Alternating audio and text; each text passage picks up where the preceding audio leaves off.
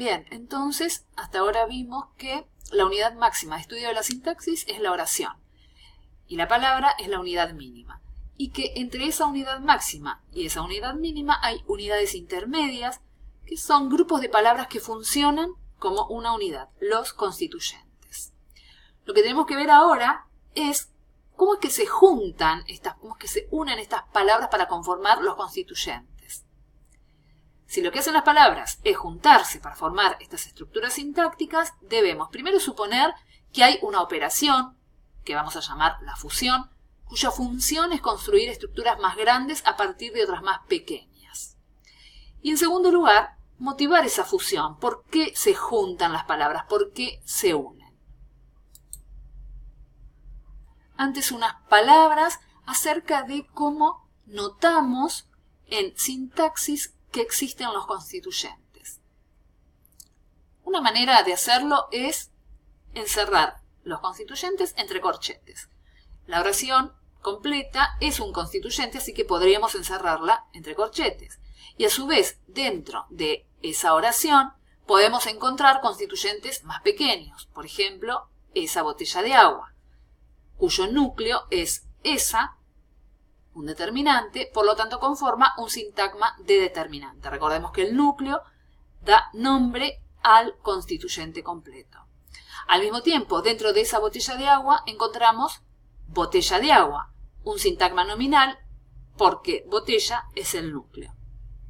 Y al mismo tiempo, dentro de este sintagma nominal encontramos un constituyente más pequeño de agua cuyo núcleo es la preposición de, por lo tanto, se constituye un sintagma preposicional.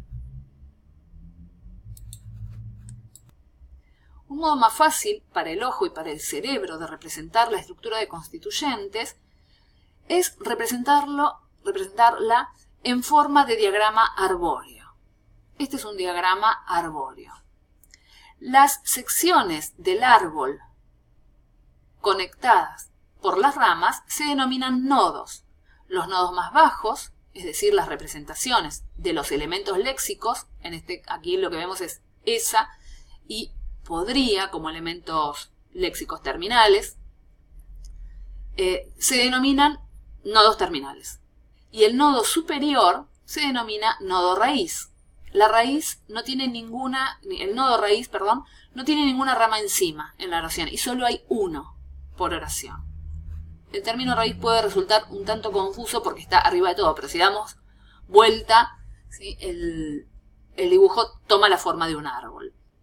También señalamos algunos constituyentes con triángulos. Botella de agua aquí, haberse roto aquí.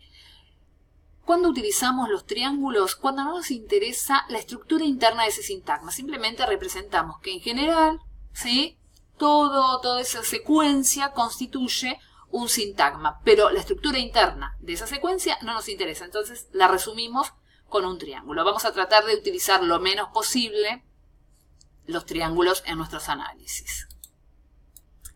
Entonces, el árbol sintáctico es una representación de un objeto sintáctico, en este caso del objeto sintáctico Z, que refleja la idea de que Z se construye a partir de otros dos objetos, X e Y. Todo este conjunto sintáctico puede leerse como Z contiene inmediatamente a X y también a Y. También se puede decir, al observar el diagrama, que Z es el nodo madre de X y de Y, o que X e Y son los nodos hijos de Z. Por lo tanto, X e Y son hermanos. Entonces, la operación fusión toma dos objetos sintácticos y crea uno nuevo a partir de esos dos objetos que contiene inmediatamente. Como hipótesis de trabajo vamos a adoptar la idea de que la fusión une dos elementos. Esto significa que todas las estructuras sintácticas van a ser binarias, es decir, de cada nodo van a salir dos ramas. La fusión no especifica el orden de los elementos que fusionan, es decir, no, el orden es, en ese sentido, bastante libre, puede ir antes o después del núcleo. Todavía no dijimos cómo vamos a calcular la etiqueta del nuevo objeto. En realidad, la etiqueta va a estar dada por el núcleo de ese sintagma. Bien, una de las propiedades de los ítems léxicos es que necesitan combinarse con otros objetos sintácticos. Por ejemplo, ciertos elementos léxicos no pueden sostenerse por sí mismos como objetos sintácticos. A menos que se fusionen con otra cosa, la estructura en la que aparecen va a estar mal formada si no lo hacen. Es lo que ocurre con las preposiciones. Necesitan combinarse sí o sí con otros elementos léxicos. Por eso yo no puedo decir María vive en y concluir allí la secuencia oracional. Ni tampoco puedo decir me compré un y cerrar allí la oración. Claramente esas secuencias son agramaticales.